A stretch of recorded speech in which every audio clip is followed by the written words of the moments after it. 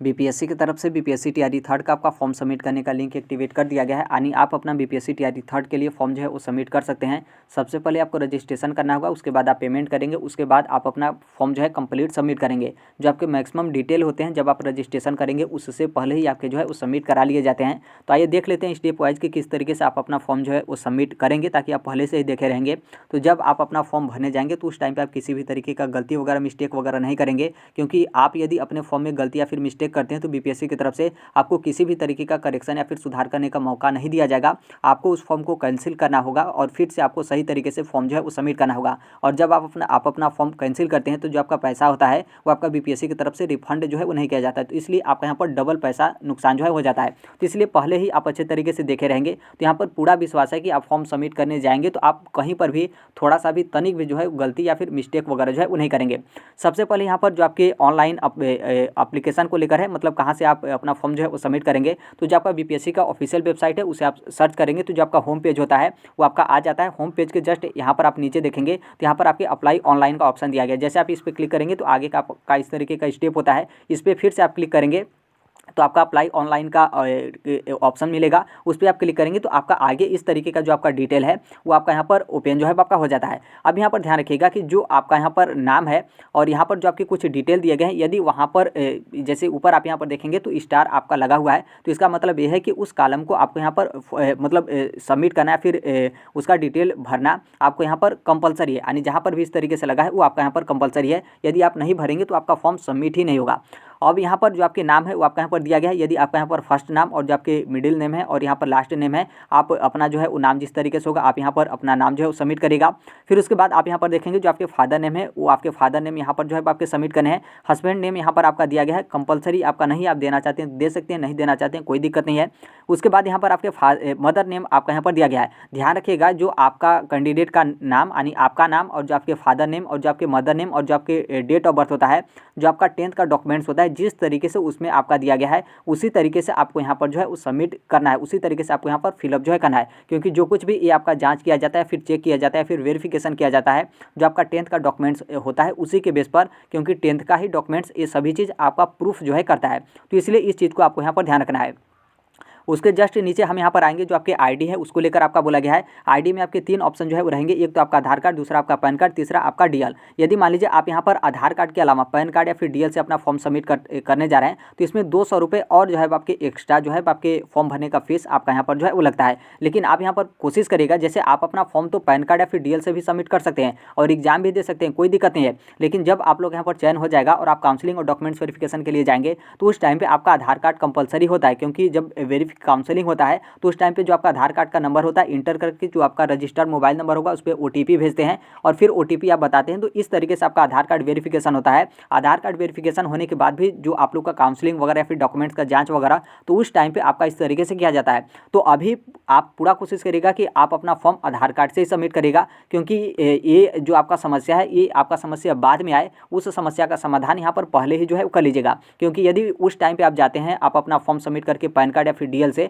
तो वो लोग आपको उस टाइम पे डायरेक्ट मना करेंगे कि आप हम काउंसलिंग नहीं करेंगे, क्योंकि यहाँ पर जो आपके आधार कार्ड के नंबर है वो हमें यहाँ पर चाहिए। आप अपना आधार कार्ड का नंबर देंगे तो वो लोग नहीं लेंगे, क्योंकि वो लोग बोलेंगे कि जो आपका पोर्टल है उस पर अपलोड होना चाहिए आपका आधार कार्ड, और आपका जो आधार कार्ड है उस पर आपका बीपीएससी का वाटर मार्क जो है वो लगा होना चाहिए, तभी हम आपका जो है काउंसलिंग करेंगे। तो उस टाइम पर आप लोग का काफ़ी ज़्यादा दिक्कत होता है। आप लोग बीपीएससी कार्यालय इधर उधर जाएंगे, काफ़ी परेशान होंगे और आपका बहुत ज़्यादा पैसा भी कभी कभी आपका लग जाता है। तो इसलिए कोशिश करेगा कि आप अपना फॉर्म सबमिट करेंगे तो जो आपका आधार कार्ड होगा उसी से ही आप यहाँ पर फॉर्म जो है वो सबमिट करेगा। और यहाँ पर जो आपका आधार कार्ड का नंबर है, बहुत सारे अभ्यर्थी ऐसे होते हैं कि आधार कार्ड का नंबर आप लोग एक अंक कहीं का आप मिस्टेक कर देते हैं या फिर गलती कर देते हैं, तो वो भी आपका उस टाइम पे बहुत ज़्यादा समस्या होता है। क्योंकि जो आपका आधार कार्ड का नंबर होता है उसी से वो लोग आपके रजिस्टर्ड मोबाइल नंबर पे जो है ओटीपी भेजते हैं। तो आधार कार्ड का जो आपका नंबर होगा 3 4 5 बार आप क्रॉस चेक कर लीजिएगा, उसके बाद ही आप यहाँ पर संतुष्ट होने के बाद आप अपना आगे का जो है फॉर्म डिटेल जो है वो सबमिट करेगा। फिर उसके बाद नीचे आपके डॉक्यूमेंट्स अपलोड को लेकर बोला गया है कि आप अपना जो आईडी के रूप में डॉक्यूमेंट्स आप फिलअप करेंगे उसे आपको यहाँ पर अपलोड करना है। तो बहुत सारे अभ्यर्थी आधार कार्ड का जो आपका पहला पेज है उसे ही आप अपलोड कर देते हैं, तो ऐसा नहीं करना है। जो आपका दोनों पेज होगा यानी पहला पेज और दूसरा पेज जो आपका आगे पीछे होता है, दोनों आपको यहाँ पर अपलोड जो है करना है, पीडीएफ फॉर्मेट में अपलोड करना है। आप जब कोई भी डॉक्यूमेंट्स अपलोड करने जाएगा तो उससे पहले उसे आप क्रॉस चेक जो है कर लीजिएगा कि आप जो डॉक्यूमेंट्स अपलोड करने जा रहे हैं वो बिल्कुल आपका फ्रेश डॉक्यूमेंट्स है, उस पर हर एक चीज़ जो आपका लिखा वगैरह वो आपका दिखाई दे रहा है, क्या उसमें का कोई वंश वगैरह आपका कटा छटा नहीं है तो उसके बाद ही आप अपना डॉक्यूमेंट जो है अपलोड करिएगा। इस चीज़ को आपको ध्यान रखना है। यहाँ पर आप यस करेंगे, आप भारतीय हैं और यहाँ पर आपके निवासी को लेकर आप बिहार के होंगे तो यस करिएगा, यदि आप बिहार के नहीं होंगे तो आपको यहाँ पर नो करना है। और यहाँ पर जो आपके रिजर्व मतलब यहाँ पर जो आपके आरक्षण का श्रेणी है, यदि आप यहाँ पर नो करेंगे तो ऑटोमेटिक ये जो आपका नो वाला कॉलम है आपका आ जाएगा, क्योंकि जो आपका आरक्षण मिलेगा जो बिहार के मूल निवासी हैं सिर्फ उनको ही मिलेगा, अदर स्टेट के अभ्यर्थी को नहीं मिलेगा। तो ये आपका आरक्षण वाला कॉलम है और जिस कैटेगरी से होंगे EWS, SC, ST या फिर EBC या फिर BC तो आप यहाँ पर सिलेक्ट करिएगा। बाकी आप अदर स्टेट से होंगे तो ये आपका ऑटोमेटिक हाइड हो जाता है, इसमें आप कुछ भी जो है वो नहीं कर सकते हैं। फिर उसके बाद आप यहाँ पर देखेंगे तो यहाँ पर आपका स्पष्ट रूप से बोला गया है जो आपका जाति हो या फिर निवास वाला मतलब आरक्षण का जो आपका कोटि का कॉलम है, यहाँ पर अच्छे तरीके से बोला गया है कि आप किसी भी तरीके का त्रुटि आरक्षण का दावा में मत करिएगा, अन्यथा आपका यहाँ पर मान्य जो है आपका नहीं होगा। और आरक्षण का आप दावा करेंगे तभी आप लोग को यहाँ पर आरक्षण जो है मिलेगा। ऐसा नहीं कि आप मान लीजिए आरक्षित श्रेणी से हैं और आप आरक्षण का दावा किए ही नहीं और आप लोग को लगता है कि हमें आरक्षण मिलेगा, तो ऐसा बिल्कुल नहीं है। हालांकि इसके बारे में तो आप लोग जानते ही होंगे, तो इस चीज़ को आपको यहाँ पर ध्यान रखना है। उसके बाद यहाँ पर आपके मैरिड अनमैरिड को लेकर है तो आप यहाँ पर सिलेक्ट करेगा। मेल फीमेल को लेकर आप यहाँ पर ध्यान रखिएगा, बहुत सारे मेल कैंडिडेट होते हैं, आप लोग यहाँ पर फीमेल जो है सिलेक्ट कर देते हैं। फीमेल सेलेक्ट करेंगे तो जो आपका पूरा सिस्टम है, जो आपके कट ऑफ मार्क्स वगैरह, क्योंकि आप सभी लोग को पता है कि जो शिक्षक भर्ती है उसमें 50% जो सीट है वो आपकी फीमेल के लिए आपका रिजर्व वगैरह है, तो इसलिए इसमें आपके कट ऑफ वगैरह हर एक चीज़ में आपका काफ़ी ज़्यादा दिक्कत होता है। तो आप इससे भी जो है आप संतुष्ट हो जाएगा, क्योंकि बहुत सारे अभ्यर्थी इस तरीके का मिस्टेक करते हैं कि आप होते हैं मेल कैंडिडेट लेकिन जो आपका फीमेल है ये वाला ऑप्शन आपका जो है वो सिलेक्ट हो जाता है, तो आप यहाँ पर ध्यान रखिएगा। फिर उसके बाद आप यहाँ पर देखेंगे तो यहाँ पर आपके फ्रीडम फाइटर को लेकर बोला गया है तो आप होंगे तो यस, अन्यथा आपको यहाँ पर नो करना है। आप दिव्यांगता श्रेणी से होंगे तो यस, अथवा यहाँ पर नो करना है। ध्यान रखिएगा कि ये जो आपका दिव्यांगता वाला कॉलम है, जो अदर स्टेट के अभ्यर्थी हैं वो उन लोगों को भी ये जो है आपका कॉलम ओपन रहेगा। जैसे आप लोग बोलेंगे कि नहीं ये आपका ओपन नहीं रहेगा, क्योंकि हम यहाँ पर क्या करेंगे कि जो आपका निवासी वाला दावा है हम यहाँ पर जैसे सेलेक्ट करेंगे कि नहीं हम यहाँ पर बिहार के निवासी नहीं हैं, हम अदर स्टेट के अभ्यर्थी, यानी इस पर आप नो करेंगे तो ये जो आप लोग का कॉलम हाइड होता है, बस ये जो आपका आरक्षण वाला कॉलम है ये आपका हाइड होता है। आप अदर स्टेट के दिव्यांग अभ्यर्थी होंगे तो इसमें आपको यस या फिर नो करने का ऑप्शन जो है आपका रहता है। आप यहाँ पर नो भी जो है कर सकते हैं और यहाँ पर आप यस भी जो है कर सकते हैं। तो इसलिए आप ध्यान रखिएगा, आप यदि अदर स्टेट के अभ्यर्थी हैं तो आप यहाँ पर जो दिव्यांगता वाला श्रेणी होगा उसमें आप यहाँ पर यस जो है वो करिएगा। और जो भी आपका दिव्यांगता का डिटेल है, आप जिस कैटेगरी के मतलब जिस कैटेगरी में आपका जो दिव्यांगता का श्रेणी वो आपका आता है उसे आप सिलेक्ट करते हुए जो आपका दिव्यांगता का सर्टिफिकेट होगा उसे आप यहाँ पर अपलोड जो है कर दीजिएगा। आप बोलेंगे कि क्या हमें लाभ मिलेगा, आरक्षण वगैरह मिलेगा, तो देखिए ऐसा तो आपको आरक्षण वगैरह नहीं मिलता है, लेकिन हो सकता है कि जो आपके एग्जामिनेशन सेंटर वगैरह है उसमें आप लोग का यहाँ पर कुछ सुविधा वगैरह जो है आपका दिया जाए, या फिर जब आप लोग का जिला आवंटन वगैरह किया जाता है तो हो सकता है कि उसमें आप लोग का जो है उस सुविधा वगैरह जो है आपका दिया जाए। तो इसलिए आपके लिए यदि कॉलम ए ओपन है तो आप कोशिश करिएगा कि इसका डिटेल वगैरह जो है वो आप यहाँ पर सबमिट जो है कर दीजिएगा। फिर उसके बाद यहाँ पर आपके सर्विसमैन को दिया गया है कि आप यदि एक्स सर्विसमैन हैं तो आप इसमें यस नो आप यहाँ पर कर सकते हैं। यदि आप यहाँ पर पंचायत राज संस्था द्वारा आप यहाँ पर नियुक्त एवं कार्यरत शिक्षक हैं तो आप यहाँ पर यस नो आप कर सकते हैं। यदि आप पहले से शिक्षक वगैरह होंगे तो यहाँ पर आपको दिया गया। और ध्यान रखिएगा ये आपका पंचायत राज एवं जो आपका नगर निकाय के अंतर्गत जो आपका नियुक्त एवं कार्यरत शिक्षक हैं उनको लेकर यहाँ पर आपका दिया गया है। फिर उसके बाद आप यहाँ पर नीचे आएंगे जिसमें आपका जो प्रशिक्षणिक योग्यता है उसको लेकर यहाँ पर आपका दिया गया है। आप यहाँ पर देखेंगे तो इसमें ही जो आपका प्रशिक्षणिक योग्यता है बस इतने ही कॉलम में से आपको यहाँ पर सिलेक्ट जो है करना होगा। और इसमें सबसे बड़ी अच्छी बात यहाँ पर यह है कि जैसे मान लीजिए आप प्राइमरी के लिए फॉर्म सबमिट करेंगे, जो कि आगे हम इसके बारे में दिखाएंगे भी, यदि आप प्राइमरी के लिए फॉर्म सबमिट करेंगे तो ये जो आपका नीचे वाला 4 कॉलम है ये आपका कॉलम ऑटोमेटिक जो है आपका हाइड हो जाता है, यानी इसमें आपको सिलेक्ट करने का कोई इस तरीके का टिक करने का ऑप्शन ही नहीं मिलेगा। जो आपका पहला वाला ऑप्शन है इसी में आप यहाँ पर देखेंगे तो यहाँ पर आपका DLED जो है आपका दिया गया है, यानी पहला वाला ही ऑप्शन सिर्फ आपको यहाँ पर एक ही ऑप्शन जो है वो सिलेक्ट करने का मिलेगा। तो इसमें ये थोड़ा सा बेनिफिट होता है कि आप यहाँ पर मतलब गलती जो है आप यहाँ पर नहीं करेंगे, क्योंकि जो आपके ऑप्शन होते हैं वो आपके यहाँ पर ऑटोमेटिक जो है हाइड हो जाते हैं। अब यहाँ तक आपका हो गया। फिर उसके बाद हम यहाँ पर बात करें, यहाँ पर आप देखेंगे तो यहाँ पर यहाँ पर हम आ जाते हैं। यहाँ पर क्या है कि जो आप लोग का यहाँ पर पात्रता जो आपका जो शैक्षणिक एवं प्रशैक्षणिक योग्यता है उसको लेकर यहाँ पर आपका दिया गया है। तो आप यहाँ पर नीचे आइएगा, जैसे आप यहाँ पर देखेंगे तो यहाँ पर आपका जो कॉलम है वो आपका यहाँ पर दिया गया है और उसके जस्ट नीचे आप यहाँ पर देखेंगे तो जो आपका पात्रता एवं दक्षता वाला ऑप्शन है और नीचे आपका केवल दक्षता वाला ऑप्शन जो है आपका दिया गया है। अब यहाँ पर बहुत सारे अभ्यर्थी इसको क्लिक करते हैं कि आपका जो केवल दक्षता है उसको हम यहाँ पर जो है सिलेक्ट करें। तो देखिए आपके पास यदि CTET या फिर आपके पास STT या फिर आपके पास BTET है तो आपका जो पहला वाला ऑप्शन है ये आपको यहाँ पर सिलेक्ट करना है, केवल दक्षता अलग अभ्यर्थियों के लिए होता है, क्योंकि आप यहाँ पर देखेंगे तो दक्षता को लेकर साफ बोला गया कि जो आपका दक्षता परीक्षा होता है ये उनके लिए कराया जाता है जो वर्ष 2012 से पहले वर्ष 2012 से पहले नियुक्त एवं कार्यरत शिक्षक है, उनके लिए उनका जो है ये आपका दक्षता होता है। और आप सीटेट या फिर बीटेट या फिर एसटीटी हैं तो आपका यहाँ पर पात्रता होता है, तो इसलिए आपका पहला वाला जो ऑप्शन है इस पर आप यहाँ पर जो है वो टिक करेंगे। जैसे आप इस पर टिक करेंगे तो आपका आगे का जो आपका ऑप्शन है कुछ इस तरीके से आपका यहाँ पर ओपन जो है आपका हो जाएगा। अब यहाँ पर केवल पात्रता वाले में क्लिक किए तो अब यहाँ पर आपको ध्यान रखना है, जैसे आप प्राइमरी के लिए फॉर्म सबमिट करने जा रहे हैं तो आप इसको जो है क्लिक करेंगे, क्योंकि यहाँ पर आपका सीटेट या फिर बीटेट या फिर आपका यहाँ पर दक्षता परीक्षा को लेकर बोला गया है, तो ये आपका प्राइमरी को लेकर हो गया। और वहीं आपका पेपर 2 को लेकर बोला गया यानी 6 to 8 को लेकर, और वहीं आपका एसटीटी पेपर 1 9वीं से 10वीं के लिए, और यहीं आपका एसटीटी पेपर 2 आपका उच्च माध्यमिक के लिए जो है आपका दिया गया है। तो जैसे आप यहाँ पर देखेंगे, जैसे आप इसमें प्राइमरी वाले पे सिर्फ आप क्लिक करेंगे यानी बीपीएससी टीआरई थर्ड के लिए आप सिर्फ प्राइमरी के लिए फॉर्म सबमिट करने जा रहे हैं, तो इस पर आप जैसे क्लिक करेंगे तो ये जो आपका क्वालिफिकेशन वाला कॉलम है, ये जो आपका नीचे का कॉलम है, ये आपका कॉलम ऑटोमेटिक जो है आपका हट जाएगा, क्योंकि सिर्फ आप केवल प्राइमरी के लिए फॉर्म सबमिट करेंगे। तो इसमें आप यहाँ पर देखेंगे तो आपका डीएलएड जो है आपका दिया गया है। उसी तरीके से यदि मान लीजिए आप 6 to 8 में भी फॉर्म सबमिट करने जा रहे हो तो ये जो आपका नीचे वाला कॉलम है, जैसे आप यहाँ पर देखेंगे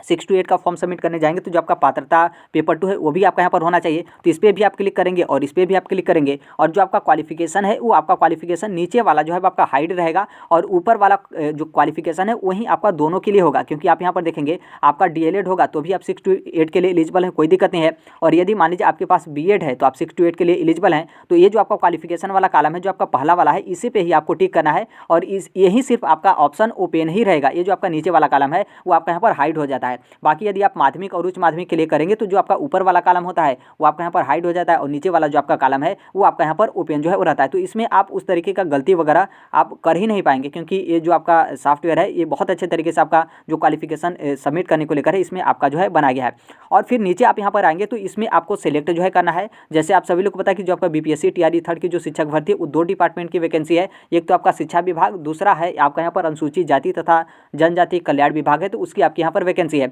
दोनों के लिए आप यहाँ पर टिक करना चाहते हैं तो दोनों के लिए टिक कर सकते हैं, एक को टिक करना चाहते हैं तो सिर्फ आप यहाँ पर एक को जो है वो टिक करिएगा। यदि आप यहाँ पर दोनों को टिक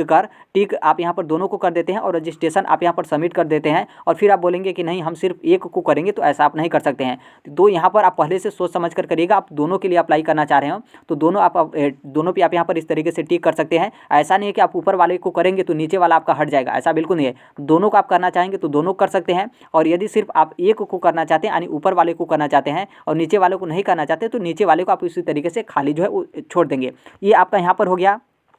और फिर उसके बाद हम यहाँ पर आते हैं ऊपर को लेकर, तो आप यहाँ पर देखेंगे तो ऊपर हम यहाँ पर आएंगे तो जो आपका पात्रता वाला था उसके लिए हमने आपको बता ही दिया कि जो आपका पात्रता वाला है, जैसे आप यहाँ पर देखेंगे तो यहाँ पर सिर्फ आपका पात्रता को लेकर दिया गया है और यहाँ पर आपका शिक्षा विभाग इस तरीके से आपका दिया गया है। इसमें बीच में आपका कुछ भी नहीं दिया गया है, जो कि हमने यहाँ पर आपको दिखाया कि यहाँ पर जो आपके सीटेट वगैरह को लेकर है वो आपका यहाँ पर डिटेल जो है आपका दिया गया है, जैसे आप यहाँ पर देख सकते हैं। तो फिर वहाँ पर आपका क्यों नहीं दिया गया, तो देखिए यहाँ पर आपका इसलिए नहीं दिया गया है क्योंकि जो आपका डिटेल है वो आप इस पर जब क्लिक करेंगे तब आपका सीटेट वगैरह का आपका डिटेल जो है आपका आता है। जैसे आप इस पर क्लिक करेंगे तब फिर आपका यहाँ पर जो आपका फॉर्मेट होता है वो आपका यहाँ पर पूरा आपका ओपन जो है हो जाता है, जो कि हमने वहाँ पर आपको बताया था कि जो आपका होगा उसे आप जो है वो सेलेक्ट कर लीजिएगा। और यहाँ पर आपका किस डिपार्टमेंट का है तो इसको हमने पहले ही आपको बता दिया कि आप जिसमें दोनों में चाहते हैं फॉर्म सबमिट करना तो दोनों में कर सकते हैं, एक में चाहते हैं तो आप एक में जो है कर सकते हैं। यहाँ पर आपके लैंग्वेज को लेकर आपका दिया गया है कि ये जो आपका लैंग्वेज है जो कि आपका पार्ट 1 होता है क्वालिफाइंग नेचर का, ये आपका रहेगा। इसमें आपके 3 विषय जो है वो रहेंगे, एक तो आपका हिंदी, दूसरा आपका उर्दू और तीसरा आपका बांग्ला। ये वही है जो कि आप सभी लोग को पता है कि जो आपका क्वालिफाइंग नेचर का 30 नंबर का होता है वो आपका यहाँ पर दिया गया है। तो इसमें से जो भी आपका होगा, जो भी आप यहाँ पर सिलेक्ट करना चाह रहे हो, चाहे हिंदी या फिर उर्दू या फिर बांग्ला, आप यहाँ पर अपने मन से कुछ भी जो है वो सिलेक्ट कर सकते हैं। यहाँ पर आपके डेट ऑफ बर्थ को लेकर बोला गया, तो जो आपका 10th का जो डॉक्यूमेंट्स होगा उसमें जो आपका डेट ऑफ बर्थ होगा उसी को आपको यहाँ पर सबमिट करना है। ऐसा नहीं कि जो आपका आधार कार्ड वाला डेट ऑफ बर्थ होगा उसे आप यहाँ पर सबमिट जो है कर दीजिएगा। यहाँ पर जो आपके एड्रेस को लेकर है तो आप एड्रेस ध्यान रखिएगा। बहुत सारे ऐसे अभ्यर्थी होते हैं कि जो आप लोग का अस्थाई पता और अस्थाई पता आपका अलग अलग रहता है, बहुत सारे लोगों का सेम रहता है। तो आपका जिस तरीके से होगा, यदि सेम होगा तो दोनों में सेम कर दीजिएगा, अथवा आपका अलग अलग होगा तो दोनों में आप यहाँ पर अलग अलग जो है कर सकते हैं। कोई यहाँ पर जो है आपका दिक्कत नहीं है। फिर उसके बाद यहाँ पर आएंगे तो यहाँ पर जो आपके जो भी ऊपर का आपका डिटेल वगैरह था आप उसे अच्छे तरीके से सबमिट कर लिए। आपको यहाँ पर यस नो में जो है वो जवाब देना है। नॉर्मल सी बात है, हर एक सही तरीके से आप सबमिट कर लिए तो आपको यहाँ पर यस जो है करना है। उसके बाद यहाँ पर आपको मेल आईडी जो है वो देना है। ध्यान रखिएगा, आप यहाँ पर मेल आईडी देंगे, फिर उसके बाद आप यहाँ पर कन्फर्म करेंगे और यहाँ पर आपका जो आपका मोबाइल नंबर है वो आपका यहाँ पर दिया गया है। मोबाइल नंबर को लेकर भी बहुत सारे अभ्यर्थी यहाँ पर कन्फ्यूज होते हैं कि क्या हम यहाँ पर आधार कार्ड में जो लिंक मोबाइल नंबर है वो देंगे या फिर कोई दूसरा देंगे। तो देखिए, जो आपको यहाँ पर मन करे वो आप यहाँ पर मोबाइल नंबर दे सकते हैं, कोई यहाँ पर दिक्कत नहीं है। जो आपका आधार कार्ड में जो आपका लिंक मोबाइल नंबर होता है, बस वो आपका काउंसलिंग के टाइम पे ओटीपी के लिए जो है वो चाहिए होता है। तो आपका दूसरा मोबाइल नंबर लिंक है, आप उस टाइम पे ओटीपी के लिए दे देते हैं और अभी यहाँ पर फॉर्म सबमिट करते टाइम यहाँ पर जो आपका मोबाइल नंबर है इसे आप दूसरा देना चाहते हैं तो बिल्कुल आप दे सकते हैं। जरूरी नहीं है कि आप यहाँ पर आधार कार्ड वाला जो आपका मोबाइल नंबर है उसे ही आप यहाँ पर दें। तो अपने इच्छा अनुसार कोई भी आप यहाँ पर मोबाइल नंबर जो है वो दे सकते हैं। यहाँ पर आप ओटीपी से आप अपना वेरिफिकेशन जो है करेंगे, ओटीपी भेजकर, फिर उसके बाद यहाँ पर जो आपका कैप्चा होगा इंटर करेंगे और फिर इंटर करने के बाद आप यहाँ पर देखेंगे तो यहाँ पर आपका जो रजिस्ट्रेशन है वो आपका यहाँ पर सबमिट जो है हो जाएगा। देखिए, आप अपना यहाँ पर जैसे सबमिट करेंगे तो ये आपका रजिस्ट्रेशन हो जाएगा। फिर उसके बाद आप यदि गलती भी अपने फॉर्म में कोई गलती कर देंगे तो फिर ये जो आपका रजिस्ट्रेशन है बिना पेमेंट के आपका कैंसिल नहीं होगा। यानी आप अपना रजिस्ट्रेशन कर दिए और आपको लगता है कि हम गलती फॉर्म सबमिट हो गया और उसे हम कैंसिल करें तो आप उसे डायरेक्ट कैंसिल नहीं कर सकते हैं। फिर आपको क्या करना होगा कि आपको पेमेंट जो है करना पड़ेगा और पेमेंट करने के बाद आपको जो है कैंसिल करना पड़ेगा। तो इसलिए मेरे कहने का मतलब है कि बहुत सही तरीके से आप फॉर्म सबमिट करिएगा ताकि आपको किसी भी तरीके का कहीं पर भी जो है आपका दिक्कत वगैरह जो है आप लोगों को यहाँ पर ना हो। तो इस चीज़ को आप यहाँ पर ध्यान रखिएगा। यहाँ पर आपका साफ साफ बोला गया कि आप यदि सबमिट कर देते हैं तो सबमिट करने के बाद आपको एडिट अथवा परिवर्तन करने का जो है वो आप लोग को यहाँ पर संभव नहीं है। यानी आप यहाँ पर जो है कुछ भी आप यहाँ पर चेंज जो है नहीं कर सकेंगे। फिर उसके बाद यहाँ पर कुछ और डिटेल वगैरह जो है आपका दिया गया है। जैसे हम यहाँ पर आपको बोल रहे थे तो आप यहाँ पर देख सकते हैं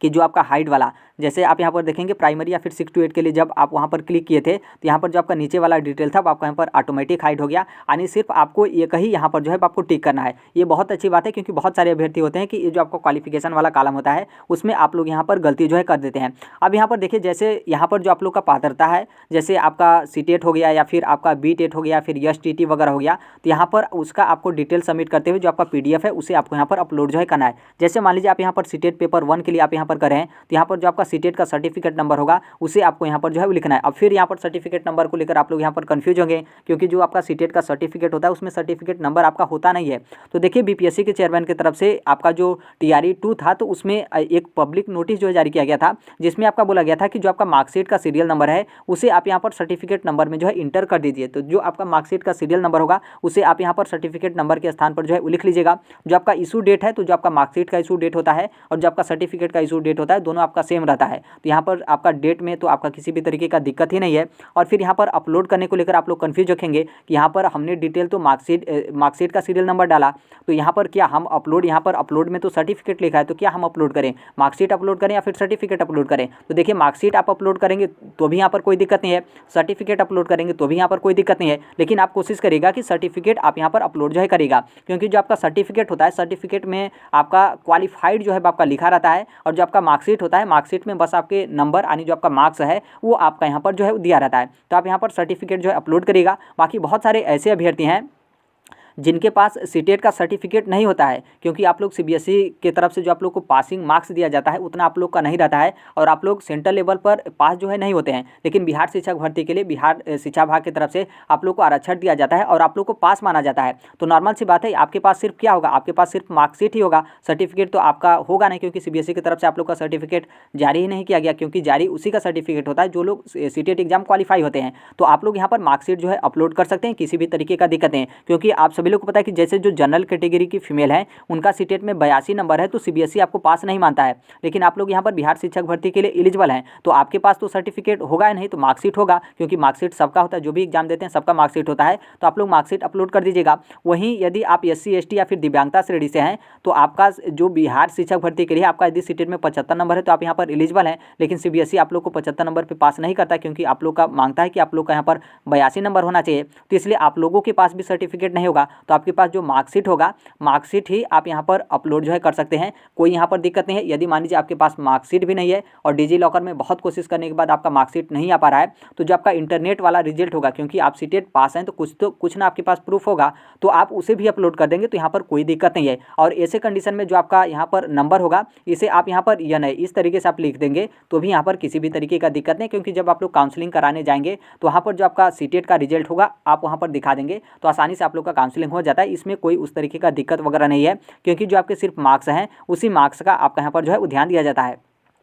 फिर उसके बाद आप यहाँ पर देखेंगे तो जैसे आप अपना डेट ऑफ बर्थ आप सिलेक्ट करेंगे, तो जैसे ऊपर हम क्या किए थे कि 6 to 8 के लिए अपना फॉर्म जो है उस मतलब ऑप्शन पे जो है क्लिक किए थे जो आपका पात्रता वाला था। यदि मान लीजिए यहाँ पर हम प्राइमरी का ऊपर क्लिक करते तो यहाँ पर क्या होता है कि यहाँ पर जो आपका सब्जेक्ट था, इस सब्जेक्ट में आपके 3 विकल्प जो है वो देखने को मिलता। 3 विकल्प में ये देखने को मिलता है कि जैसे आप प्राइमरी के लिए फॉर्म सबमिट करने जा रहे हो, तो प्राइमरी में आप किस विषय के टीचर हैं, सामान्य विषय के टीचर हैं या फिर उर्दू विषय के टीचर हैं या फिर बांग्ला विषय के टीचर हैं। तो इन 3 विषय में से जिस विषय के हम यहाँ पर टीचर होते, जिस पोस्ट के लिए हम अप्लाई करते, उस विषय का चयन करते। हम यहाँ पर 6 to 8 का जो है क्लिक किए थे, तो इसलिए हमारा 6 to 8 में ये जो है आपका सब्जेक्ट आ रहा है। तो आप यदि अंग्रेजी से होंगे, लैंग्वेज वाले शिक्षक होंगे तो अंग्रेजी क्लिक करिएगा, उर्दू से होंगे तो उर्दू, मैथमेटिक्स और साइंस होंगे तो मैथमेटिक्स और साइंस, और जो आपका संस्कृत से होंगे तो संस्कृत, और सोशल साइंस होंगे तो सोशल साइंस, और हिंदी से होंगे तो हिंदी। आप अपने जो भी आपका यहाँ पर विषय होगा आप इसे जो है सिलेक्ट करिएगा। ध्यान रखिएगा यही आपका मेन है। और फिर उसके बाद यहाँ पर आपका एड्रेस दिया गया, तो हमने आपको ऊपर बता ही दिया कि एड्रेस आपका यदि अस्थाई पता और अस्थाई पता अलग अलग होगा तो अलग अलग डालिएगा, अन्यथा आपका एक होगा तो एक ही डालेंगे। आप अलग अलग डालेंगे चाहे एक डालें, इससे आपका किसी भी तरीके का दिक्कत आपका नहीं होगा। तो इस तरीके से जो आप लोग का रजिस्ट्रेशन है वो आप लोग को यहाँ पर करना है। बाकी आप यहाँ पर देखेंगे तो इसमें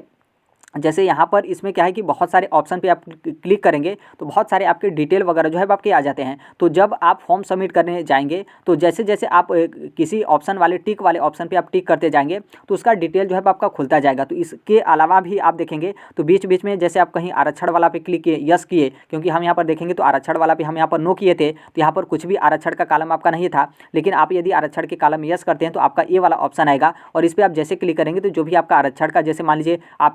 निवासी में आप यस किए कि हम यहाँ पर बिहार के निवासी हैं, तो यहाँ पर आपका आएगा कि जो बिहार का निवास प्रमाण पत्र है उसे आपको अपलोड करना है, और जो आपका निवास प्रमाण पत्र संख्या है वो आपको लिखना है, और कौन सी तिथि को आपका निवास जारी किया गया था वो आप लोग के यहाँ पर जो है वो डेट जो है वो लिखना है, जारी तिथि। तो इस तरीके से आपके बहुत सारे ऑप्शन, आप इसको क्लिक करेंगे तो आपका यहाँ पर आएगा एक शॉर्टकट तरीके से जो आपका यहाँ पर मेन था उसके बारे में हम यहाँ पर बात कर दिए। बाकी आप जैसे अपना फॉर्म सबमिट करते जाएंगे उसका डिटेल जो है आपका आता जाएगा। तो इसलिए बहुत सारे जो फीमेल कैंडिडेट होती हैं उनका यहाँ पर क्या होता है कि आप लोग साइबर कैफे वाले को इसी तरीके से अपना फॉर्म जो है उस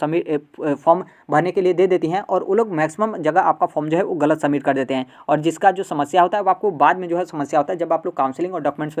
वेरिफिकेशन के लिए जाते हैं तब। तो इसलिए पूरा कोशिश करिएगा कि अभी जो आपका साइट वगैरह है बहुत अच्छे तरीके से चल रहा है, और जो आपके रजिस्ट्रेशन हो रहा है लगभग आप मानेंगे कि रजिस्ट्रेशन में ही आपका हर एक डिटेल जो है आपका सबमिट करा लिया जा रहा है। थोड़ा बहुत आपका रहेगा तो एक तरीके से जो आपका फॉर्मेलिटी होता है कि आप अपना फॉर्म जो है फाइनल सबमिट करिए, तो आपका अंतिम स्टेप होता है, नहीं तो हर एक डिटेल आप यहाँ पर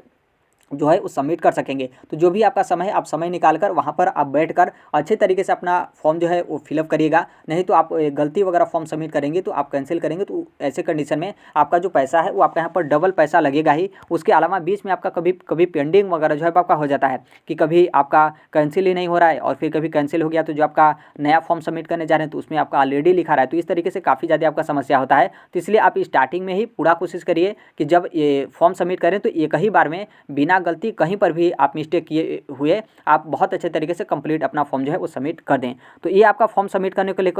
को लेकर था। बाकी इसके अलावा कोई अन्य इसके संबंध में आपका डाउट या फिर कन्फ्यूजन होगा तो कमेंट में अपना जो है वो शेयर कर सकते हैं। बाकी मिलते हैं अगले नेक्स्ट वीडियो में, तब तक के लिए thank you, bye bye, take care, all the best, thank you for listening, God bless all, thank you.